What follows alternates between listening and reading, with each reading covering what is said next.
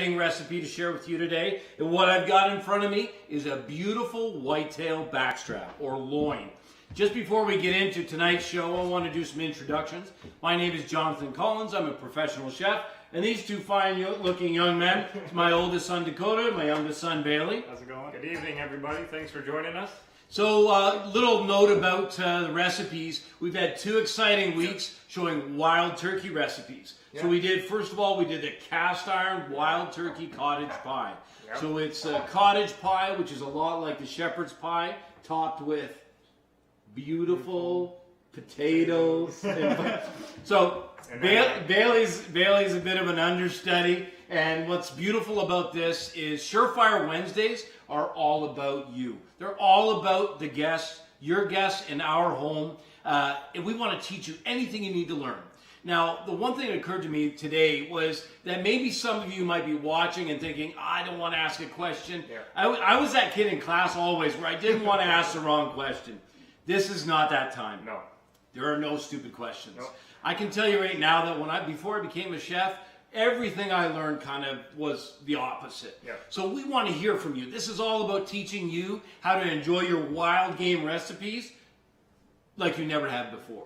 So last week we did wild turkey and dumplings, which was like off the hook, man. It was sick. We took the legs out to the barbecue and we smoked them for about an hour at like 225. 225. 225, and then we finished cooking them, brought them in, made a stock. You gotta check that live out. It was literally one of the best dishes I've ever tasted. Dumpling recipes, trust me, you can adopt this one. You can just wipe out the outdoor chef. You can adopt it, make it your own, and pass it off as your own. I'll guarantee you these dumplings, they'll make you a huge hit. And to that note, if you guys go back and check out our 2 other lives this week, the great thing about these videos is you can pause and play after the video is done. So if you're sitting there in the kitchen, pause, play, and cook along with us as we go. And all of these recipes, including the one tonight, will be available on the Outdoor Chef, Fearless Outdoors, and Bowtech's website as well. So Bowtech's website, they have this beautiful, it's such a great spot. It's a spot for foodies. So it's Bowtech, let's eat. It's everything you ever wanted to eat in terms of recipes. So check that out. But let's get into this incredible whitetail. So you see we've got a little bit of a touchstone here to remind us of our brilliant hunt. Now this beautiful whitetail was taken with the Bowtech Rain 7. So it was an amazing experience. And one of the things as a professional chef I love is the opportunity to take and harvest the animal and to be able to break it down, understanding where all these parts come from. So let's touch first of all on where the backstrap or the loin is located. We have a little graphic for you here. Just have a quick look at this. So you can see there that the loin is right at the top. It's why it's called the backstrap. It's right on the top or the back of the deer, and there's 2 of them, one on either side of the spine. Now when you're butchering the deer, it's really easy to remove because you just let your knife do the work. You can literally follow along the bone, freeing it up, and it's really simple to prepare. But what you can see here, and in a minute I'm going to have Dakota grab the camera, it's got silver skin. So that's that layer of connective tissue that separates the muscles, and it will not break down. And I mean, this is obviously our first year hunting whitetail. The first my deer that I field dressed, I found it so incredible that in between each muscle was this layer of silver skin and connective tissue that separates all the muscles. It blew my mind. So it's like a guide when you're butchering. And if you've never hunted whitetail before, let me tell you, it is an experience like nothing else. I can tell you, it changed me forever.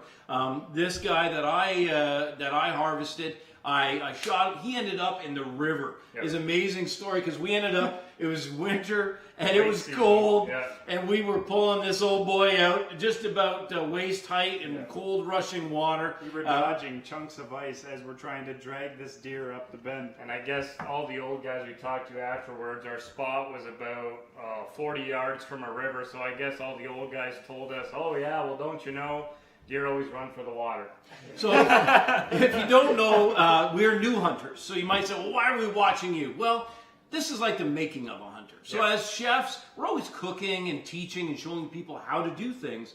But an important step we missed was harvesting the animals. Yeah. So our enthusiasm is going to be a little over the top, but it reminds me of a show that's coming up after ours tonight. So Randy Newberg, a guy we've been watching for a long time. This guy is an elk expert. Yeah.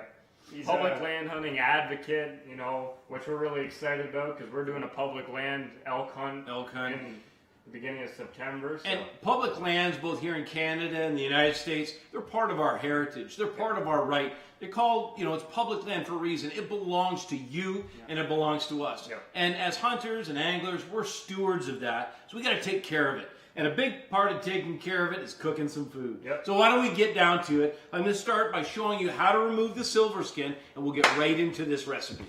So the first thing that you want to do is make sure that you've got a good sharp knife. And while we're cooking this a little later, I want you to go grab your sharpening steel, if you've got one, a sharpening steel, and maybe a dull knife. And when we come back from cooking this, in maybe about 30 minutes, I'm going to show you how to sharpen and how to hone your knife. But let's get into this. So this is that level of that layer of silver skin. You can see it's sinew. First Nations would actually use this layer for a lot. It's very strong, it has huge tensile strength, and the First Nations would use this for literally sewing boots, mucklucks, and putting together vests. I've seen all kinds of applications. So in other words, this is not what you want to eat.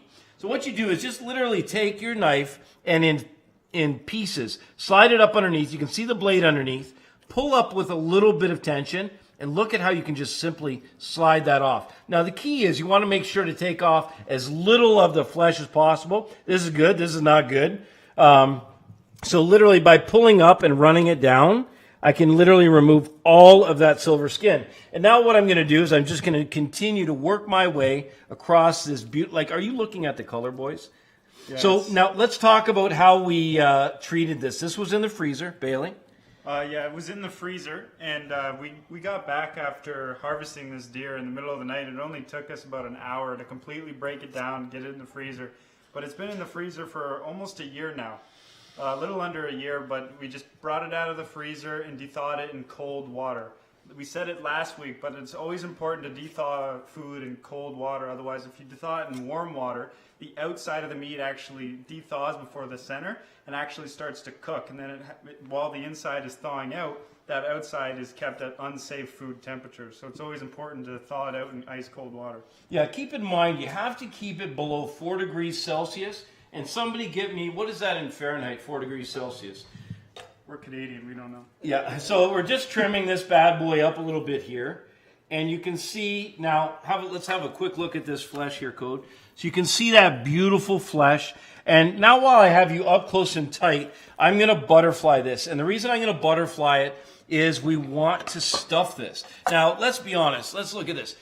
This backstrap needs no help at all. When you harvest this, you want to talk about non-GMO, you want to talk about organic and the perfect kind of meat. I've had the most fabulous meats in the entire world, and this is unreal. You will never have anything better than what you're looking at right here. Yes, we got what?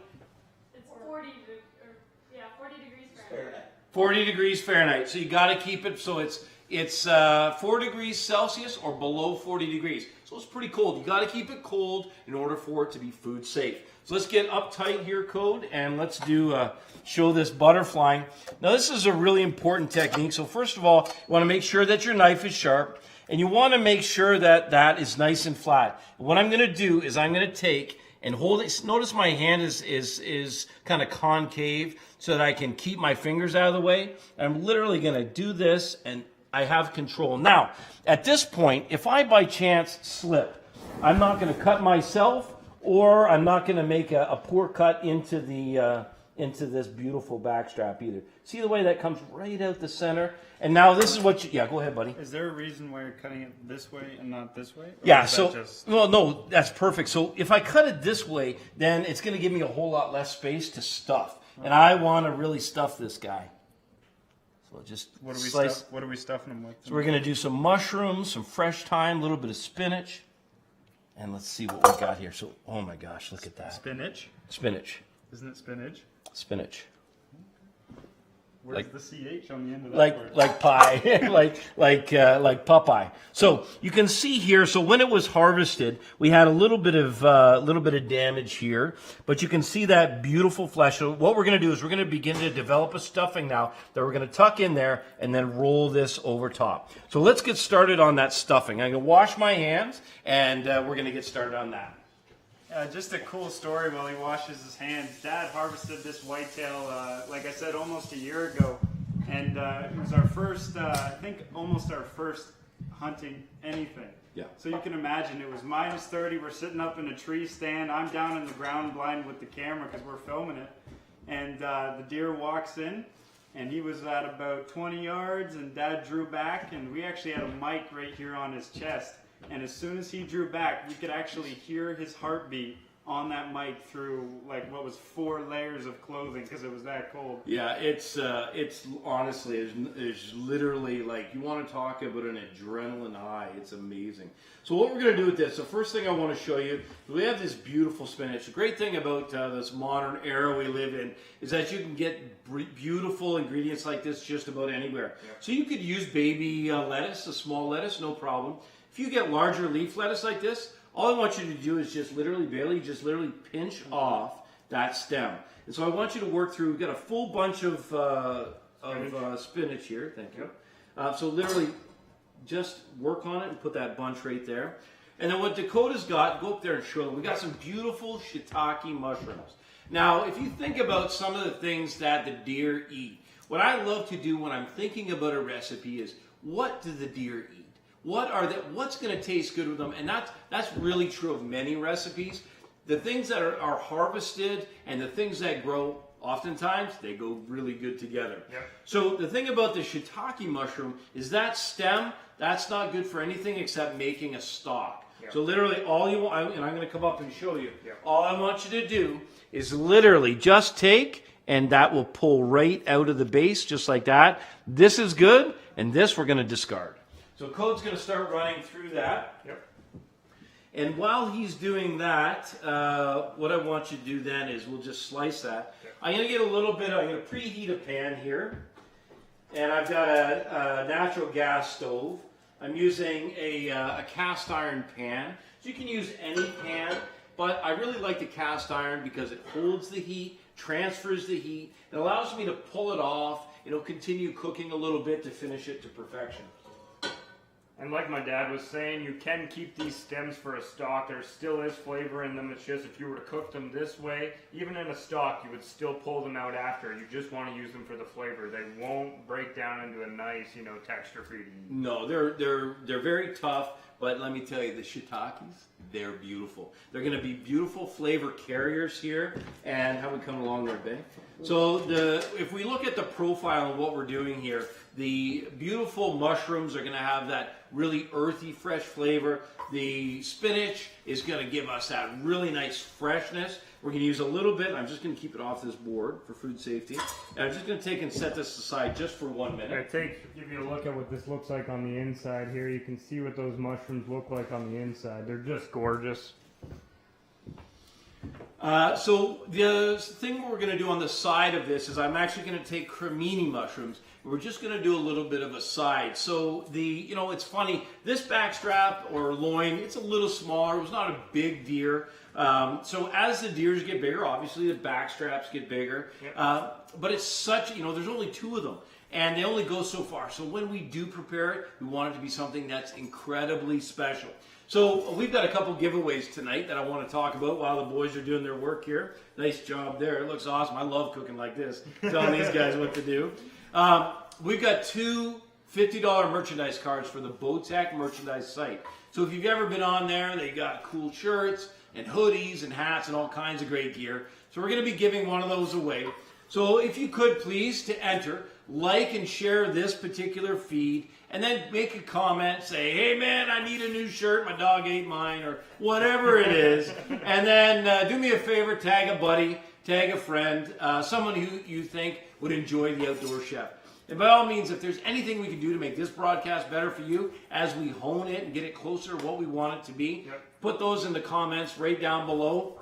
We'd love to hear from you. As a matter of fact, I'd really like to hear where you're watching from. I'd like to get a couple shout outs from anywhere, wherever you're watching around the world. I'd love to hear from you. So type where you're watching from. Throw us a heart. Yep. So Sean says that he needs a new shirt because an elk ate his. Okay, Sean.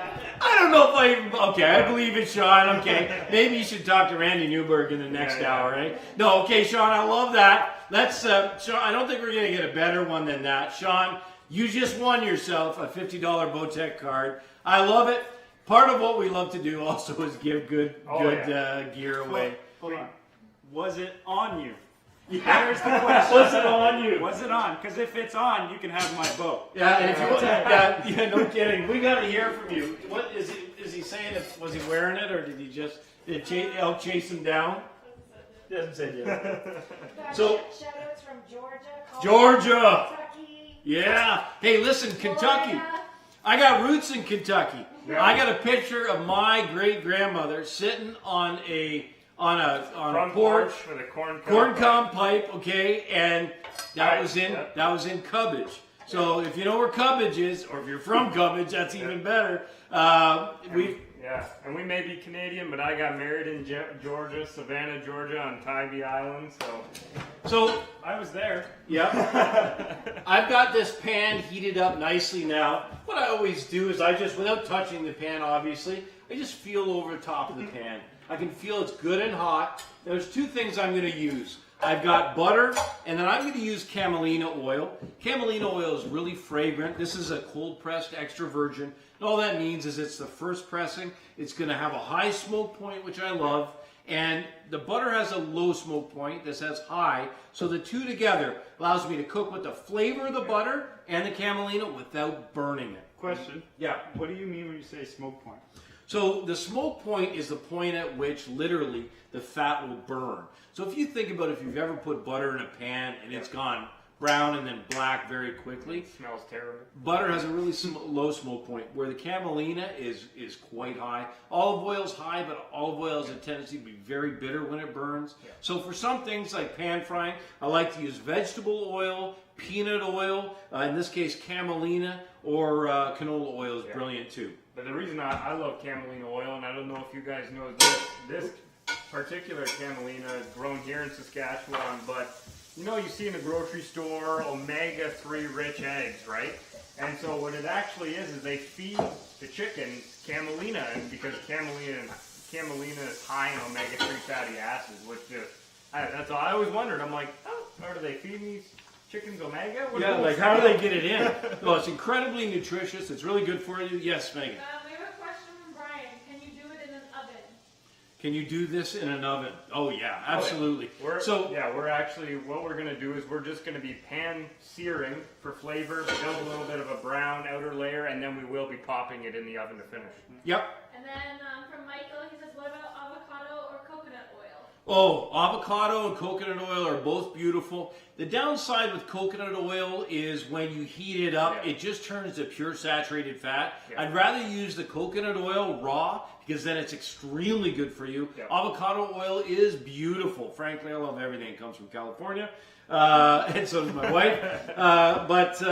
Great questions. Keep them coming, guys. This is all about you. And we're actually going to be, the camelina oil that we're using right now, we're actually going to be giving away a 3-pack. Let's get the prize pack. Yeah, we're going to give away this camelina oil. So these are from our good friends at Three Farmers. And take it up there. You take the bottles out so they can see. Yeah. I'll show you the different bottles here. They have just the straight up camelina oil. It's cold pressed. And then this one here is a roasted chili. This one's got a little bit of a kick to it, but man, is it good. And then this one here is roasted onion and garlic. So we could use this one in this situation as well if we wanted to add more of those flavors. But it's a 3-pack from Three Farmers here in Saskatchewan. Tell us why you need some camelina oil. We'll be happy to send it to you. Promise you you're going to love it. Just want to take a moment. We're just about to get into this stuffing. Just to let you know, the reason that we're doing the stuffing first is we want to do the stuffing and then just let it cool just slightly before we stuff it in. So I'll tell you what, Code, why don't you grab that camera, let's show them up close what's going on. So what you'll see is you'll see the bubbles in this. So that's the butter. And you can see, if you get in real tight, can you see the smoke there, Code? So you can see, if you can catch that smoke, what you want is you never want to put your food into a cold pan. So let's get a look at these. Let's take these beautiful shiitakes. So you take a big mitt full of shiitakes like this. You notice I've got a big enough pan.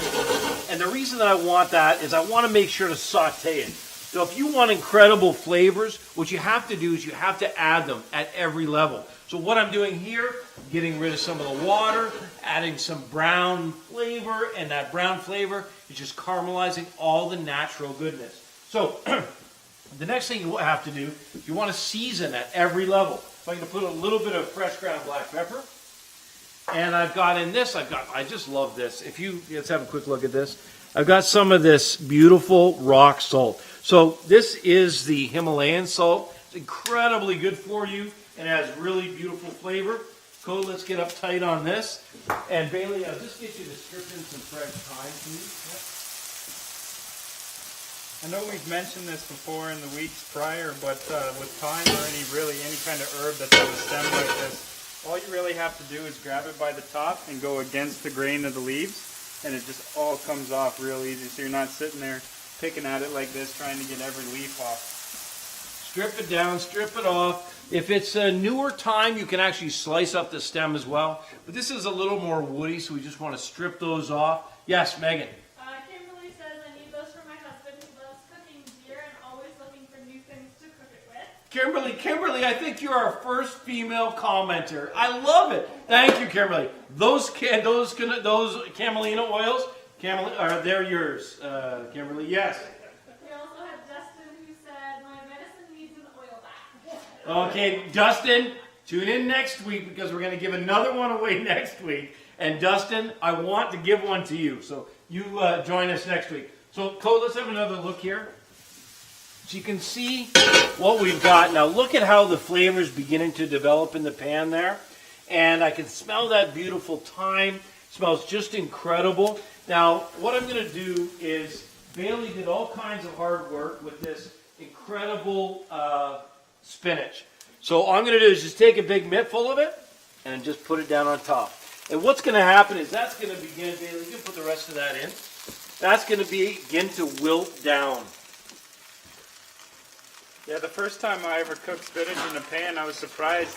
You filled it to like this, but when it's done, it goes down to almost like a cup. It does. So, and this is really the key. It's just to get a lid on top of it of some kind. Toss it all in. Get a lid on top of it just as you start. What's gonna happen is it'll begin to wilt. That steam will begin to break it down. The great thing about it is all of that flavor is going to be concentrated in that beautiful stuffing. So as you slice through, you get that beautiful, beautiful flavor. Yes? Cody says, bet you won't give away a cooler.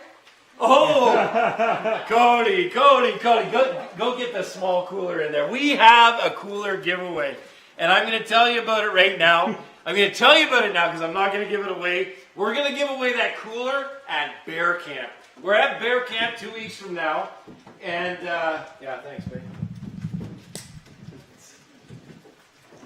So, Too much food. yeah, too much food. Take him up there. Show him that bad boy. We're going to give away a cooler at Bear Camp. So, Cody, you got to join us at Bear Camp 2 weeks from now. So this is a Grizzly cooler. This is a 20-liter. Comes with the strap. We're going to be giving this bad boy away. And it's customized. Check out the lid. Customized too. Grizzly proof for a Grizzly cooler, and it's customized the outdoor chef. Show them the bottom of that. I love that Grizzly. Oh yeah, Grizzly Sick, there, man. rubber feet. This thing, and surprisingly, it kept ice. We had pops in here, as we like to say, or beer, for about 4 days in there, and it kept it cold. You know, it's important when you're hunting, keep your pops cold. So I want you to have a look. We'll just wait just a second, because I want to show you what the wilting looks like. Yep. So let me see. So we're going to start working. Now, how does this sound to you? Stuffed whitetail backstrap with a horseradish cream. So we're going to do a horseradish cream. Fresh horseradish cream. So let's get started. So just in case you were wondering, what this little, Yeah, no kidding. what this root was down on the set here, this is horseradish. Horseradish root. Horseradish root. Now, if you don't, yes, Megan.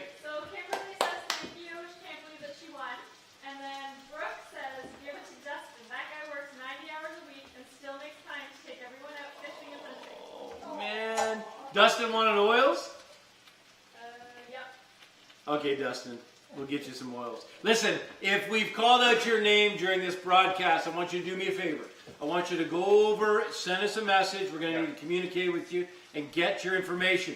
And if you're just joining us, we've got some great giveaways. I have one more $50 Bowtech card to give away. If you're just joining us, we are making a whitetail backstrap. It's stuffed. And we're doing a horseradish cream. We just said we're doing a horseradish cream. Horseradish cream.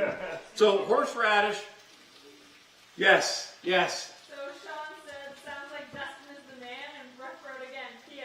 Dustin, if you win, you gotta have your sister up for dinner. Oh, I love it. I love it. We love you guys. That's awesome. That was some family. I don't know about that. Hey, we would do the same thing. Yeah, we would do it. So just so you know, yeah. She said, bam, you owe me dinner. Thanks, y'all. Yeah, that's good, girl. That's awesome. Okay, let's bring that camera up. I want to have a quick look at this. And I want to show you what it should look like. I need your tongs. The wooden ones? I'll just use these ones. So see how that's kind of nicely wilted? And now what I'm going to do is I'm just going to stir this up. So I wish you could smell this. I'm sure that smell-o-vision will be with us before you know it. But what this smells like is it smells very earthy, very fragrant, and there's tons of flavor in here. Now, one of the things I'm going to do, whenever you're preparing, anytime you saute anything, what you're developing, and I want you to stay right here with me, Code, what you're developing in the pan is a ton of flavor. As the liquid begins to escape, what you've got in the bottom of the pan is flavor. So what I'm going to use, you can use anything, I'm going to use a little bit of white wine here. And what you're going to get is that white wine is going to be completely gone. But what happens is, you see that beautiful, all that flavor is coming up off the bottom of that pan, and it's going to be locked inside that incredible, beautiful stuffing. And the important thing to remember, I thought I couldn't eat half the stuff he cooks, but when you cook with alcohol, when you put it in a hot pan, all the alcohol burns off. So it's completely safe to eat for kids or anything like that. There's no actual alcohol content. No alcohol content. Just that's the flavor. Right. So one of the great things also about working with the cast iron pan is this, to me, feels like it's really close to being finished. What I'll do is I can turn that off and walk away, and the last 10-15% of cooking that needs to be done there, it will be done on its own. I can forget about it. It's not going to burn. So the cast iron really becomes a huge hand when you're cooking. Awesome. If you're having fun right now, throw me some of those hearts, throw me a few of those thumbs up, and I want to hear where you're watching from right now. This is Surefire Wednesdays with the Outdoor Chef. Smells good, eh? Okay, so let's get into our recipe. We've got the horseradish cream. So the horseradish cream is very basic. And Bailey, I'll get you to start working on that code. I need you to start working on these. So we've got these beautiful cremini mushrooms. Am I stirring air? What do I do? Yeah, well, I'll get to you in there in a second, buddy. Yes, yeah. So Alicia, yeah. asked if you drank all the wine, what else can you use? Okay, so Alicia, I like your style. I gotta say. So you can use literally, you can use some water. Water will bring it up off the bottom. You can use some chicken stock, beef stock, vegetable stock. Pork for this might be a little heavy right here. You want to think about this always when you're pairing anything. If you were to take a bite of one and take a bite of another, how is that going to be in taste? So the spinach is pretty acidic. So something that would pair nicely: white wine, a light beer, lager or something. Yeah, a lager would be really nice. Even a rosé wine would be good. A red wine would be a little heavy. A port would be a little heavy. Bourbon would be great in here. Bourbon and great. Whiskey be good in here. So it's interesting because just think about the way that it comes off your palate. Think about the flavors. So one of the great things about cooking with wine in general is that all of the effort that the vintner, or if you're using beer, the beer, what do you call it? The beer guy. Brewmaster. Brewmaster, thank you. Love brewmasters. So you've taken all of their hard work and you've concentrated that flavor. And we're going to be having some pretty powerful flavors as well on top. As you can see, we have some peppercorns as well. Yeah. So we're going to crush some peppercorns and we're going to coat the top of this loin. A lot of times, so this side Code's going to start working on right now. A lot of times you can cut something up like the way we did for shiitakes for the stuffing. But when it comes to this, I want to see the ingredient, especially by chance if you've had the opportunity to maybe forage, like if you forage some morels or chanterelles. You want to be able, you don't want to mash it up, you don't want to hack it up. So all we're going to do is trim these. We're going to leave the stems on. Just trim off the bottom because those stems are really beautiful. So all you're going to do, just at the stem at the bottom, slice through. Just taking that, leaving that little bit in there. When you slice through it, it's going to give you a really nice look as if you were just to break the stem off inside. Gives you that classic mushroom look. If you break that stem off, it's just going to look like a half moon. Beautiful. And for those of you who aren't really a fan of mushrooms, I hate mushrooms, but when you pair it with something like venison or something like that, it's like faint, but you can still taste it, and it's a good way to sneak those mushrooms in there if you're not a huge fan, or if anyone in your family isn't a fan. Okay, I want to show you what this looks like. I'm just going to have I want to show you how this is dried up nicely. You can see that beautiful texture. It's still moist, which means it's going to be very flavorful. But that's the way it should look when you're ready to go. Not overcooked. I sure don't want to put a mash in there. I want to make sure that because texture is such an important thing when we're eating, you want to make sure as you bite through it, you still have that bite. So we've got, you know what I think we should give away too, eh? What? We should give away one of those incredible Vortex monoculars. I love those things. You want to grab one? Yeah, okay, so we're going to give away, Vortex is a fantastic partner of ours. And without Bowtech, Vortex, and all of these incredible people. As you can see, they send me a nice little piece from Sitka Gear. Yes. What's this called again? We were out hunting yesterday afternoon, and as you can see, I still haven't taken it off. I'm literally in love with this new. I think you slept in it. This new subalpine pattern is incredible. I mean, we were out in the bush yesterday. We had turkeys. Literally 5 yards from us. Yeah. No idea. No idea. Yes, Megan. So we just had Jessica from Cheselberg turn in, and she just wants to know what you guys are making. Okay, thank you, Jessica. Jessica, we're using whitetail backstrap. So that's the venison loin, and we've butterflied it. I'm going to bring it back over. We've butterflied it. We're going to stuff it, and so we've just worked on the stuffing, and Bailey's working on a horseradish cream now. So, Babe, show them that monocular. I love this monocular. So this is it's the same thing as a binocular, only it's got a tie and a nice little package. It fits right around your neck. And if you don't want to carry big old binoculars, or if you're just on a scouting trip, this is great. Comes in just like a normal binocular or focus ring. And I'll maybe see something cool here. I don't know if I can get it to work. So we're going to give one of these away. Listen, tell me about, one of the things that's great about Vortex is they've got this incredible warranty. So it doesn't matter what happens to a Vortex product. If it gets trashed, if you back over it, you burnt in a house fire, whatever happens, they stand behind their products. So somebody tell me a story out there about something happened to your glass, and we'd love to give you a replacement right now and replace it with Vortex optics. Yeah, it was a great story when we visited Vortex here in Canada. I don't know if some of you have heard of the Fort McMurray fires.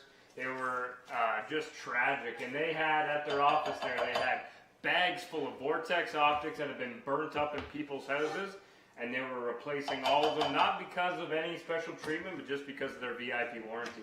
Yeah. So the next thing I'm going to do, now that this stuffing has nicely cooked up, I'm going to take it off the heat because I want it to cool down. Less important with this recipe, but a principle I want you to learn right now. So in a professional kitchen, one of the things that would absolutely have to happen is that I would tell anybody that I was training that this has to be brought down to temperature. So I've put it here on a porcelain plate because I want that to cool off. I want it to cool off before I put it into the venison. I'm just going to take and set that up here while we're working away on finishing the horseradish cream. Megan, question?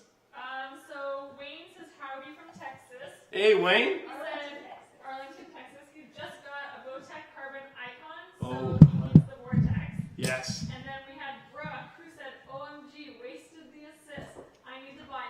Father's Day is coming up. Oh, man. You're gonna love love that bow because I shoot the carbon icon and That's I right. absolutely love it. Yeah, why don't you grab it? Yeah, Go grab it. So thank you for all your feedback tonight. It's an awesome privilege. Yes, let's hear it. Go, Megs. Jeremiah says this is my daughter's first year hunting with her Shiitake Mushrooms.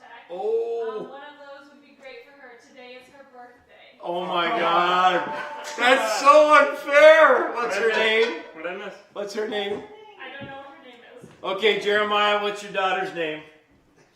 Show him the carbon icon. Okay, I gotta keep cooking here. So, sorry, what was the fellow's name from Texas?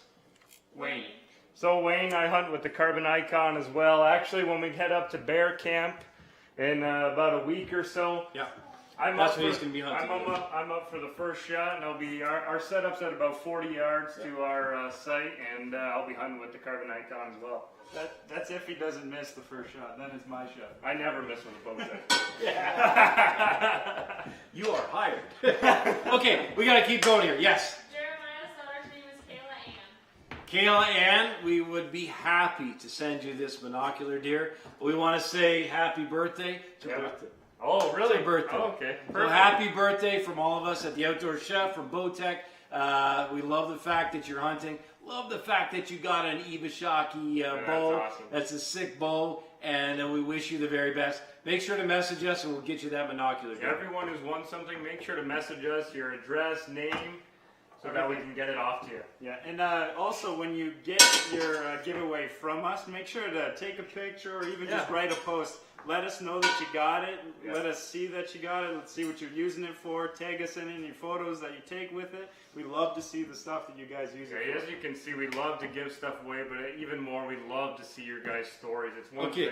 Stories, hold for a second. We gotta cook. Okay, let's get these on. So now same principle again. So the principle is saute. So what are we gonna do? We're gonna put a little bit of fat in the pan.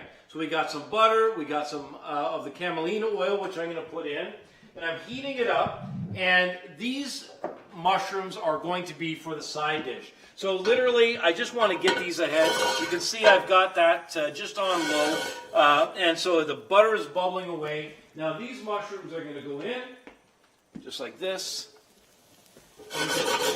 Really nice size. That's right, Bailey. Give them a good coat. Hot. And when you're sauteing, after you get those mushrooms in the pan, just make sure to just leave them alone. Let them saute. Yeah. And in this case, what I'm going to do is I'm just going to throw some of these beautiful strands in. And Bae, what I want you to do is I want you to get a head of garlic. And what we're going to do is we're going to throw in, just like this. I want to show you a really great technique. So if you want to really enjoy the flavor of garlic, but maybe don't want it to be too pungent, literally put them in just like this. We'll just throw a couple of these in. And those are going to roast. They'll be protected so they don't burn. But they will give incredible flavor. Two is actually probably enough. So we'll let that cook away. Now you'll tell me what do we have to do here? Have to make sure to season. So a little bit of salt. Now remember, salt, it will take out some of the liquid and assist in that regard. And then always, if you can, instead of the shaker of pepper, use fresh ground if you can. Think about pepper, the whole peppercorns. When you grind it, you're activating those oils. So what's happening is it's much more fragrant, much more fresh, and it's going to give you more flavor. It makes a huge difference. I remember the first time I actually made eggs with fresh ground peppercorns instead of just pepper. I was used to putting so much on my eggs with just the powdered pepper, and I did too many turns with the thing, and I was like, oh, that's what I normally put on. But it was like I literally had to throw the eggs away because it was too peppery. That's how much more pungent the And when it comes to pepper, if you can find some of this tricolor, or some of them is even quad color pepper, you have red, white, green, and black pepper. You just get so many more different flavors. Yeah, because some are tiny little buds, some are, there's a wide range of flavors. So what Bailey's got going here, we're doing this horseradish cream. So if you want a little kick of flavor, we got some heat going always. Yeah. And the nice thing about this horseradish cream is you can temper it. It can be as hot or as mild as you want it. Yep. So we're going to use the fresh horseradish. Bailey's got a couple cups of sour cream. Now you could also use Greek yogurt. You could take a whipping cream whip it to soft peaks and fold it in there. So it can be, you could even use a double cream or even a cream, the creme fraiche. So what you want is you want a cream that's slightly acidic, that's going to carry and hold the horseradish. So you can really use a lot of different options. So, but I need shallots, so I need a fine dice of shallots. So shallots are, yeah, go for it. So this is a shallot. Once again, much like a leek, you get a lot of that oniony garlic flavor. It's a lot smaller. They look like small onions. They look like small onions, but the flavor on them is incredible. You probably see them in the store and maybe think that they are onions, but they're not. I'll show you the inside of what they look like. And we'll be showing you as soon as we get this roast in the oven how to sharpen and hone your knives. And that's really important when you're using shallots because they're almost twice as bad as onions, I find. You You can start see crying instantly. They have a pinkish hue on the inside, unlike onions, which are almost all white if you have a fresh onion.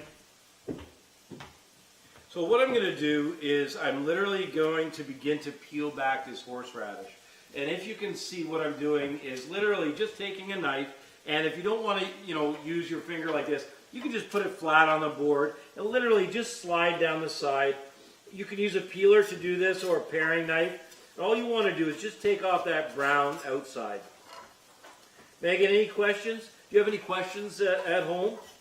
No questions, but Jeremiah says that he sold back a week's vacation to get her bow. Oh. But it was worth it to get the kids shooting. And Alicia said that he must be a great dad. Yeah, that's awesome. Especially in hunting, I personally, this was our second year getting our hunting license. This year was the first year I ever shot a bow. She'll find as soon as she shoots that bow more and more, and then when she starts hunting more and more, it'll be almost like an infection. You can't stop it. It almost becomes a part of who you are as a person and how you live your everyday life. It's crazy. As Mr. Burnworth says, the mystical flight of the arrow will get you. And Oh, yeah. Especially recently, I started shooting my bow with both eyes open. And I wasn't necessarily more accurate, but I would do it just for the fact that I can watch my arrow go down range. I love it. See, and I have to do that anyway because I got some really messed up eyes. So everything I shoot, That's a messed up eye. That's not always got messed up. So what Dakota's doing is he's preparing a fine dice of shallots. So all we want is the shallots. The nice thing about shallots, unlike onion and garlic, is raw. They're really quite nice. As long as it's uniform cutting and as long as it's a small bite, it's really very pleasant. Are you doing another one there, Coach? Yeah, a little bit. Yeah. I'll show you here. We are going to be talking about knife sharpening, but I'll show you a knife skill here as well. When you're holding a knife, I don't want to see any of this stuff or this stuff. Pinch grip, what you want to do is grab your knife with your index finger and your thumb, pinch it, and tuck your 3 fingers under the back side of the knife.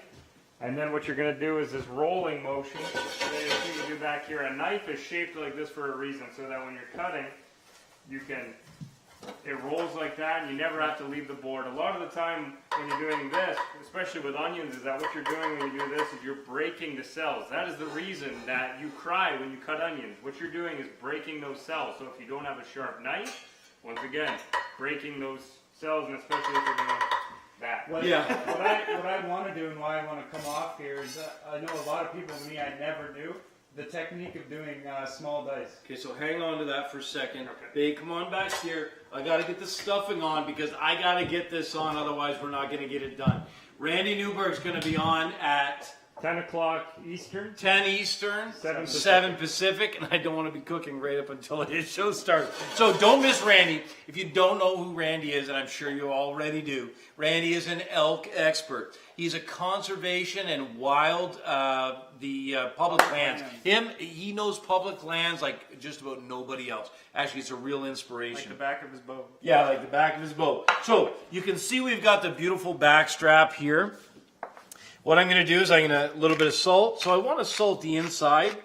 Remember, I'm always layering seasoning. A little bit of black pepper. Now I've got this beautiful stuffing here, Bailey. So the key is you literally just take the stuffing and we're just going to put it, just look at the colors, guys. I mean, come on. This makes hunting fun. Because all those hours you spend in the blinds and getting busted by deer and getting busted by turkeys and you know, those cold times and those impossible times. This is what makes it so rewarding. And for those of you who think deer is a really strong flavored meat, with the spinach and the mushrooms, as well as the peppercorn base we're going to put on the outside, if you have a really strong meat, you really want to pair it with really strong flavors. And that way you're not just getting that initial punch of the meat, but you're also getting those flavors that are inside and on the outside, and it really takes away that initial really gaminess in the meat. Grab me some paper towels there, babe. Thank you.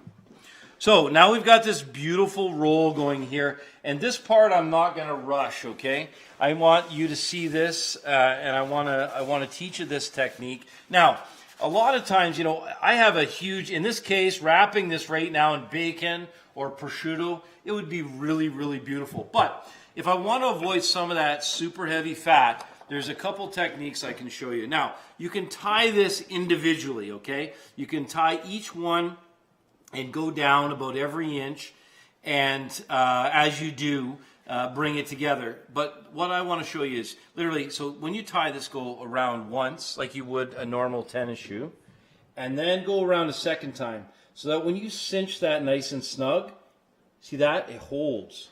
So then you tie that over and snug that up. Look at that. Beautiful. And then as you go underneath, you literally just do a little twist and a little shimmy, okay? And you can tie it together. Just think of a country song. A little twist, a little shimmy, and you're good to go. Exactly.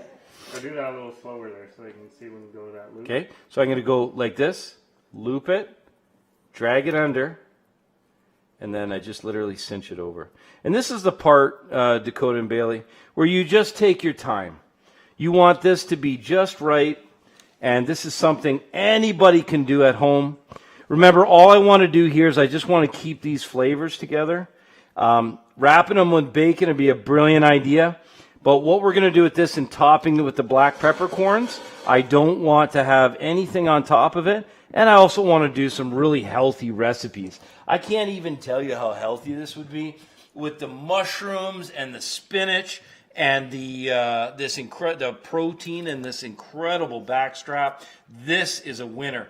One of the things you have to know, I want you to know about the Outdoor Chef and Surefire Wednesdays, is all of these recipes are unproven. So what you're seeing right now is us in our test kitchen. We're sharing this experience with you because we want you to be involved in helping us shape and create recipes for you. And so anyway, that's how that is done. And when I get to the end, I'm just going to tie it off.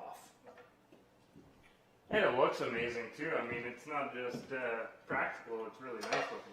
Yeah, you know what we need, eh? It's almost like getting grill lines in the oven. When you do this, it kind of gets, after you cut the string, when it's done, you have those lines on the meat, so it looks pretty good for presentation as well. For presentation, it also helps you with portioning because you've done it uniform across the whole, right across the whole loin. So that's all tucked up nicely now. I've got all those beautiful ingredients in there. And I'll tell you what, grab me that platter over there. And what I want you to do, Code, is just take this up to our viewers. Just give them one last look before we go into the pan with that. There we go. Perfect. Megan, you got a question? Or? We just had Justin who said I should have watched this before ordering pizza. Simply pizza doesn't sound good anymore. No, it doesn't. Yeah, Thank you, buddy. This is better than pizza. And Ryan said it looks amazing. Thanks, buddy. Thanks, Ryan.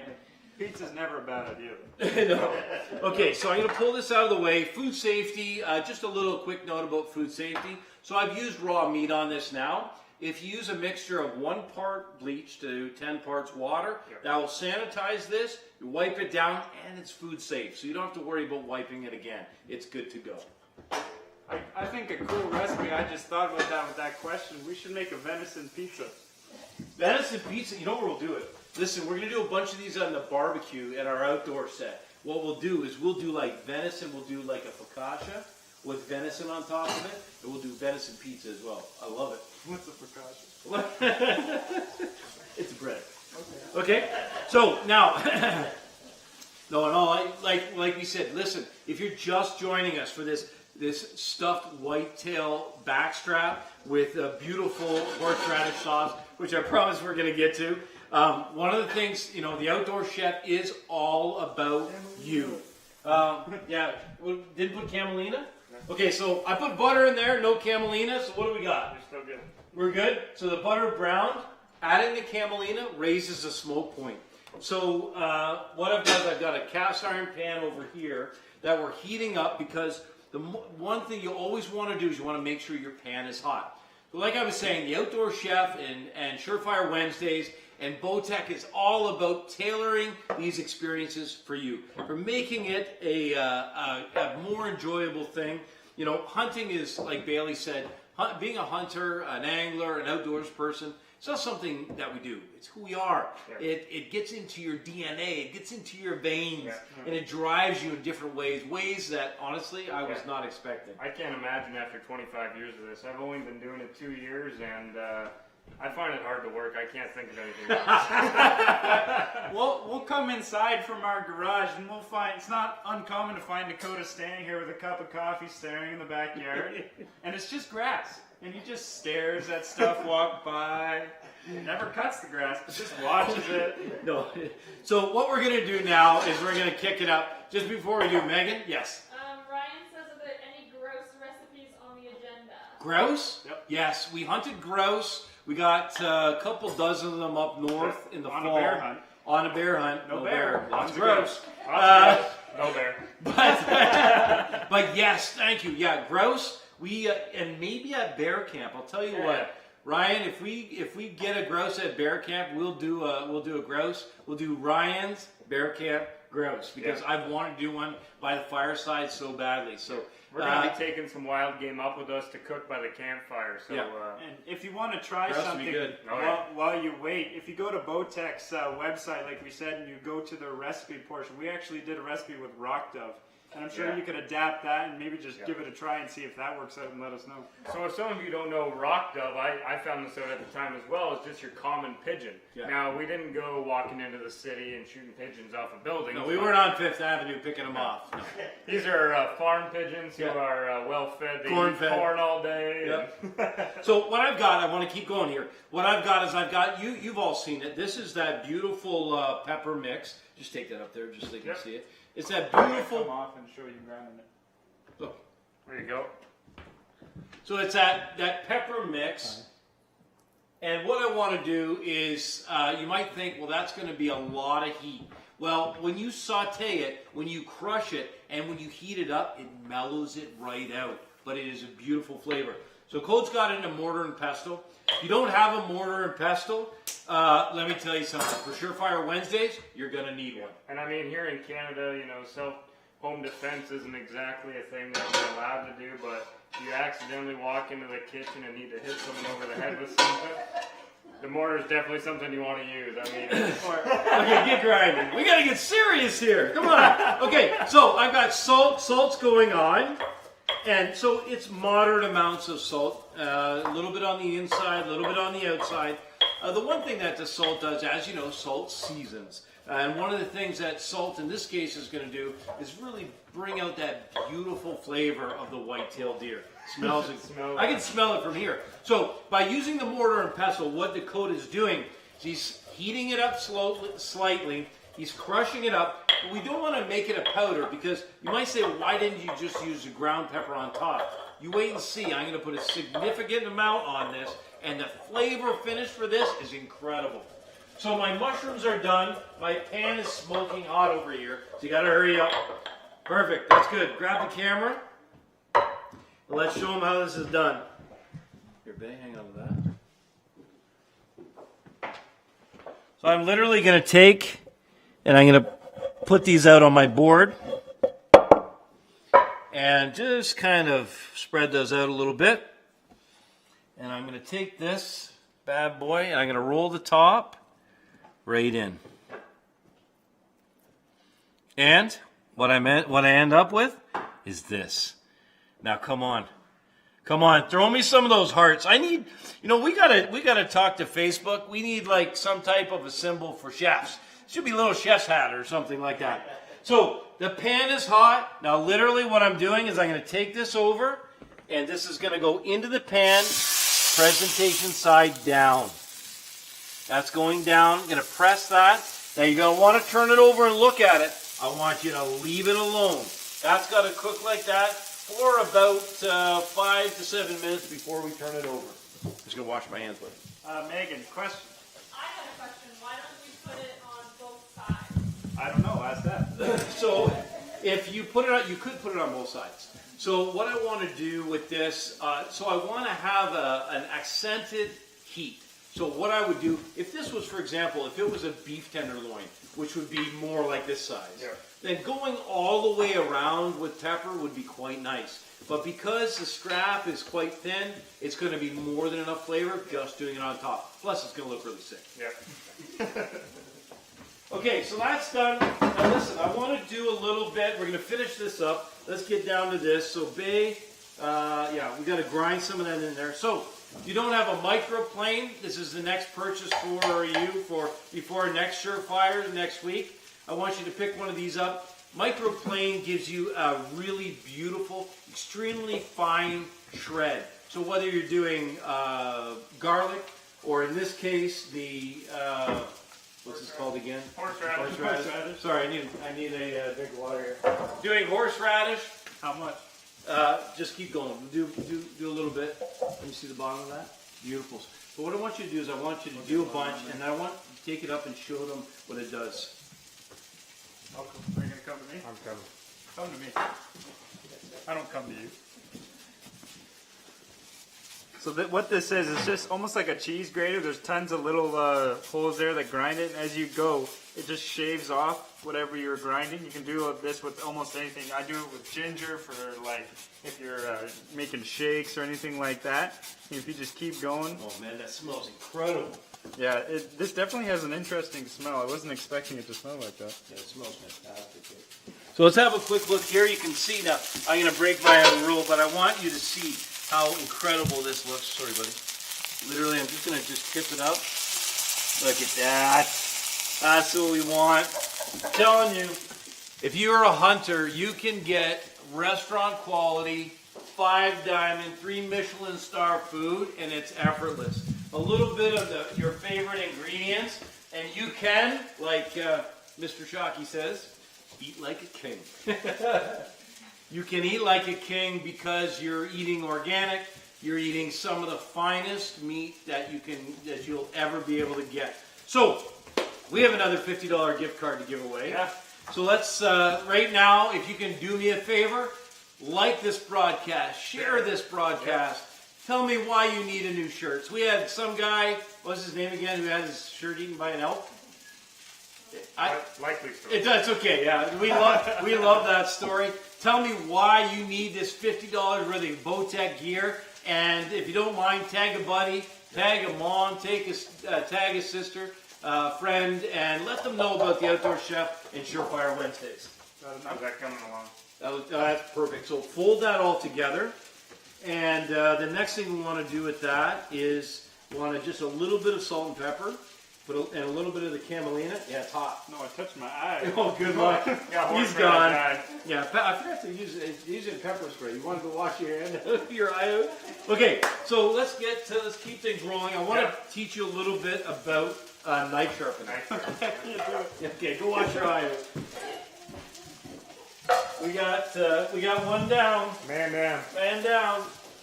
It didn't help. It just made it worse. We're leaving you behind. So, let's take a knife here. Now, I just need to wash this up, buddy. Bam, behind you. Don't move. I'll just give you another look at this venison here. You can hear it sizzling away there. And again, all I want to do is flip it because I feel like it's either going to be burnt or it's going to be.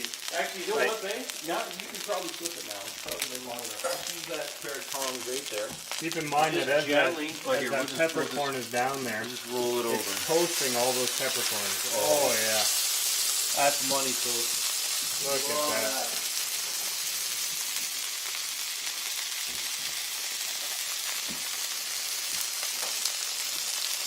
Okay, so here's a little bit, while that cooks, here's a little bit of a knife tutorial. So, Frustrating. The biggest thing about using a knife, and the most dangerous thing, is using a dull knife. A dull knife will cut you almost every time.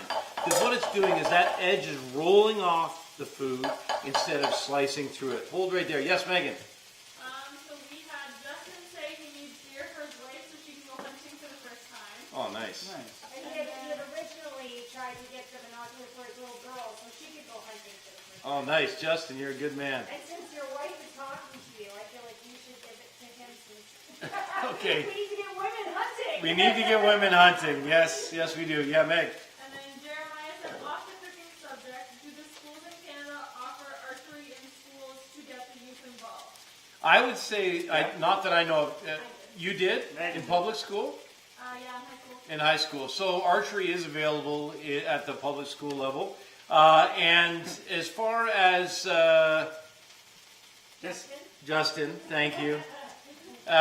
Justin, yes, that Bowtech $50 gift card, that's yours, buddy. Just be careful when your kids come home from school in Canada, because my girlfriend, she did it. The first time I showed the bush, she's like, you're holding your hand wrong. You actually need to go like this. So, Which he was. Yeah, which you was. Okay, back to knife sharpening. So, you'll refer to this always as a sharpening steel. It's actually a honing steel. It ultimately does sharpen the knife. But what it does is it takes an edge and your knife, and which slightly bends one way or the other. The leading edge of the knife is so fine and so thin, when it gets dull, it starts to move one way or the other. And what this does is it brings that back. Now, if you've got one of these and you want to practice, if you've got a matchbook, it took me a long time to find one. Nobody's matched anymore. But the matchbook is the perfect angle at which to sharpen your knife. So if you can imagine me passing this over the edge, that is the perfect angle. So you can imagine that each time in order to be able to sharpen it. Now, if you want to practice at home, it's got a guard so you can pass it towards yourself like this, or you can put it on top of the board and literally go like this, and don't do it too fast. Literally just run the knife down, and then if you want to check the knife's edge, don't run your finger this way, run it just across, and oh my goodness, that has a nice bite already. It's nice and sharp all the way down the edge. Now listen, I'm going to tell you something.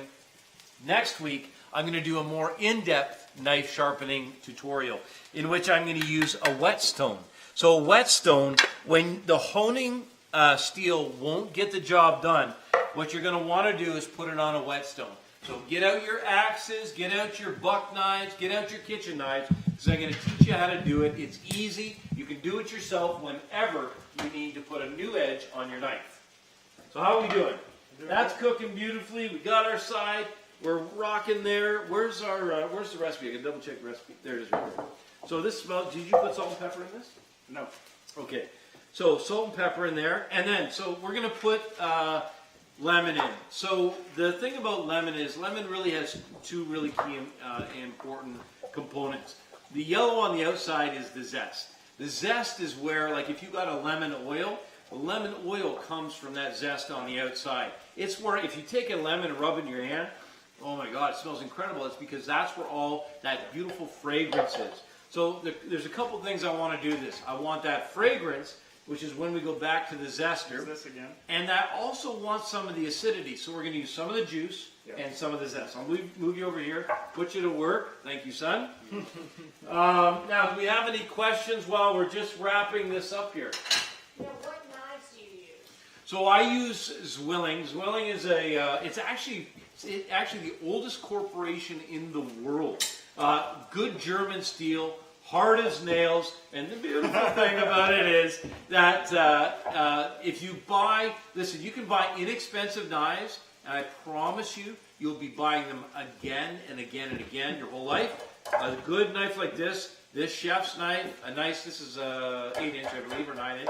A good chef's knife like this, you'll buy it once, you'll have it forever, and then you can pass it on to your kids. Because you buy it once, it's refined steel, it's nice and thin. The best part is, just like my Rain 7, if you have the right tools, believe me, the job is so much easier. The let off on that bow, the accuracy, my ability as a first-time hunter to be able to use that and get the results I needed. This whitetail was at about 22 yards. Yep. We were up in a tree stand. He came right in. We watched him, trail cams. Yep. Everything just worked just the way it was supposed to. But it's having the right tools is really critical. Juice too? Yeah, so juice too. So wait, tell them what you're doing. Yeah, so two things actually. If you're using the microplane, which is what this thing is called, you don't really want any of this white stuff in there. So a good technique. The white is called the pith. The pith. The pith is bitter. P-I-T-C-H. So what you do is almost like you're rolling it down. As you come down, just roll it, and that gets it all the way up, and you can just circle the lemon around. You don't get any of that pith. But when you want the juice, all you got to do is set it on the board. If you just go like this and roll it, it kind of breaks down the stuff that's inside and really loosens all the juice inside, so you're not sitting there squeezing as hard as you can. It just literally just... So give it a good roll, loosens up all those cells, and allows you to juice it out. And all you got to do is just put your hand over here like this to catch the seeds. You don't need a strainer or anything like that. Just because you want that pulp to get in there, just squeeze it over your hand.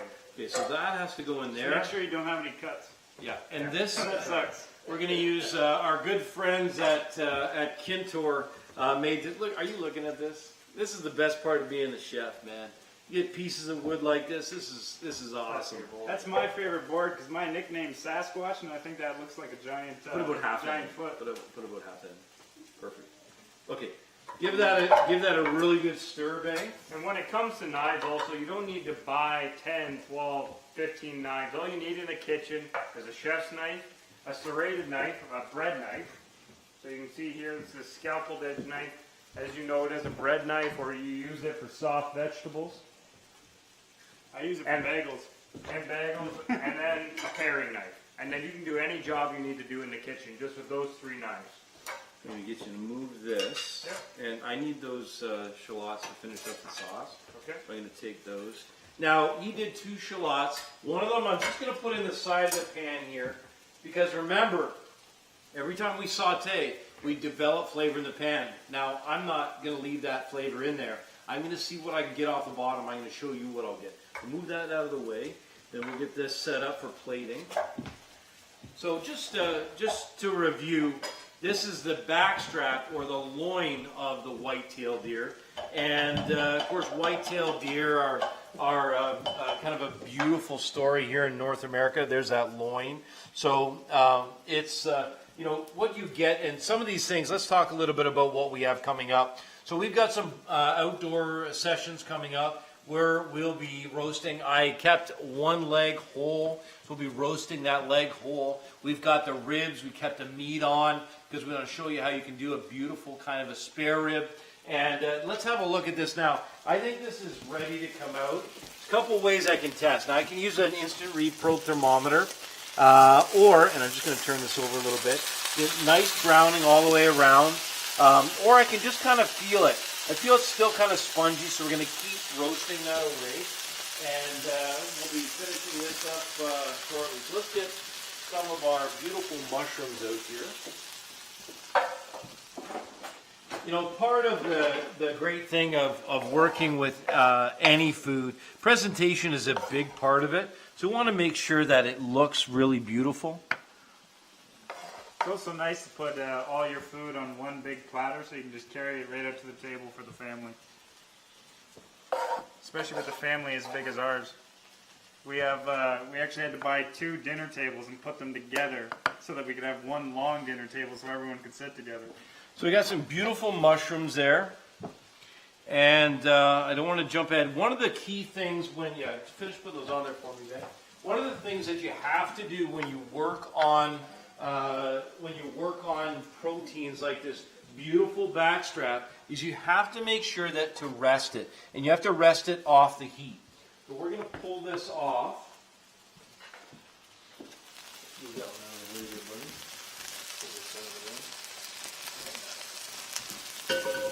So you can see I added those shallots. Now I'm just going to take this coat. I want to make sure I'm going to finish this just to medium. I don't want to overcook this in any way. That's one of the benefits of cooking the inside ahead of time. Literally going to just watch yourself there. I'm going to move this over. I'm literally going to sit it on the board. I'm just going to let it rest there for a minute. Now let's have a look at this pan. So I've got the white wine again. Let's see what we can get off the bottom of this pan. So white wine on, and you can throw the heat on. So we reduce it, and the key is just to give it a little bit of a scrape. Pick up anything that's developed on the bottom. And then that, when I serve it, this will be called a beautiful sauce. So this is what you've probably heard referred to as a pan jus or a pan juice. Just very simply the rendered juice from a beautiful cut like that backstrap. So I'll let that reduce just slightly, almost completely. And then the very next step for us here is just as this is resting, we just want to take off The string. the string. Yes, Megan. You got a question? We just had Jeremiah who said he had to leave because there's tornado warnings in Kentucky, so he had to. Okay, well, Stay. be safe in Kentucky, and let's get be safe in Kentucky. My goodness, tornado warnings. Get underground. Let us know how you make out there, buddy. Thanks for watching, Jeremiah. I really appreciate you watching. I think Jeremiah has been with us now for 3 weeks. Yeah, 3 weeks straight.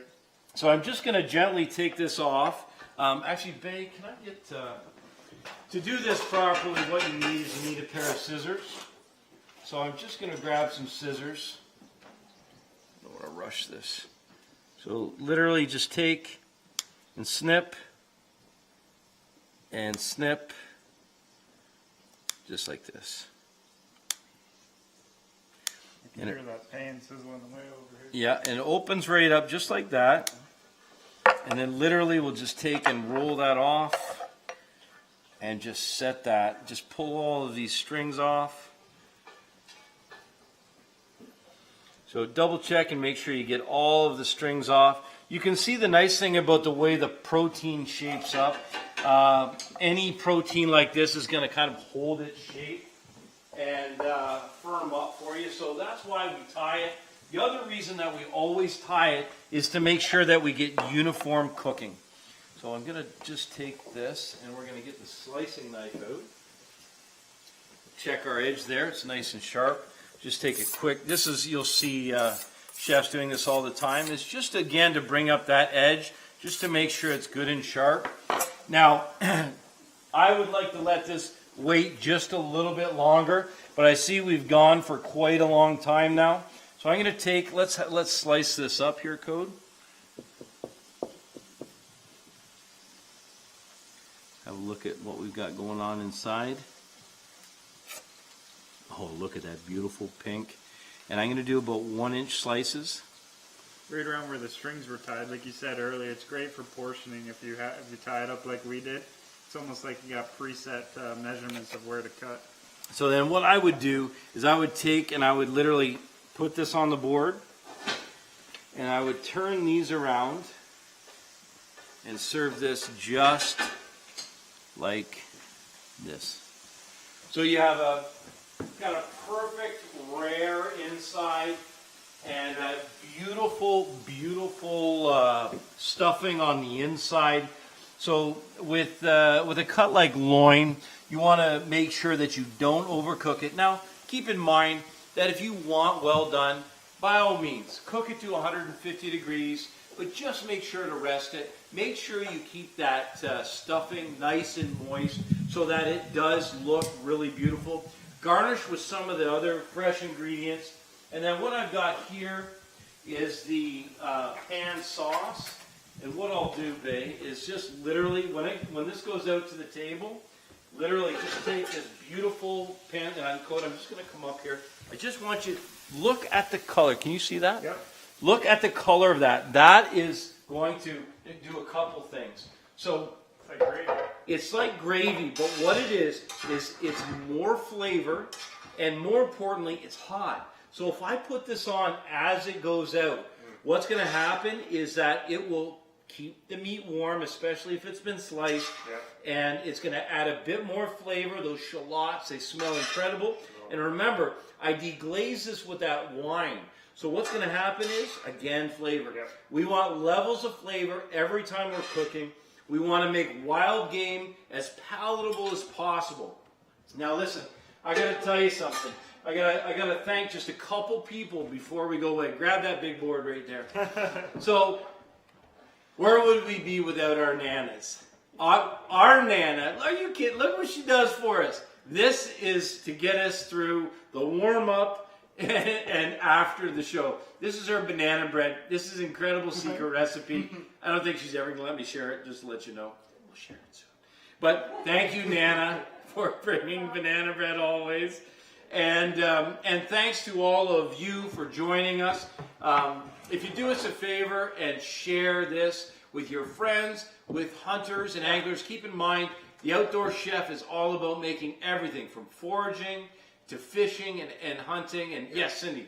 Wayne says, great show. I'm hooked and looking forward to my first hunt with the carbon icon. Oh, Wayne. All right, Enjoy buddy. it. Thanks for watching. Make sure to anything that you're doing in the outdoors, tag us in it. Let We us want to know. see it Yep. because the community and the brotherhood and sisterhood of the outdoors is like a community like I've never ever been a part of. We feel at home. We feel at home. We're so grateful for it. We thank you for watching. Now, don't miss our good buddy Randy Newberg coming up. And I'm saying good buddy. I've never met Randy, but I feel like I know him, and I hope he takes me elk hunting one day. But don't miss our good buddy Randy Newberg coming up at 10 p.m. Eastern, 7 p.m. Pacific. He's a brilliant teacher, knows so much about public lands, and he can answer a ton of questions. Put your questions together for next week. Cindy, yes? Just a lot of shout-outs saying they love the show, and Awesome. a lot of shout-outs to Nanas We're over glad. there. Nanas, yeah. Nanas, aunties, grannies, they make us all love being in the kitchen. Yeah. I want to say one more thing, and it's actually what I've done. As Dad said at the beginning of the show, I'm learning as we do this stuff. What I did is I went out and I got a little notebook, and I went back and watched all the shows, all the little tips, all the little recipes, all the different words. You just write down the descriptions, and I guarantee you already after 3 weeks, I've got like 4 pages. And at the end of, say, 6 months, you'll have a book that'll be almost like your personal cookbook, and you'll be able to cook for the people who come over to your house full of wild game recipes like you wouldn't believe.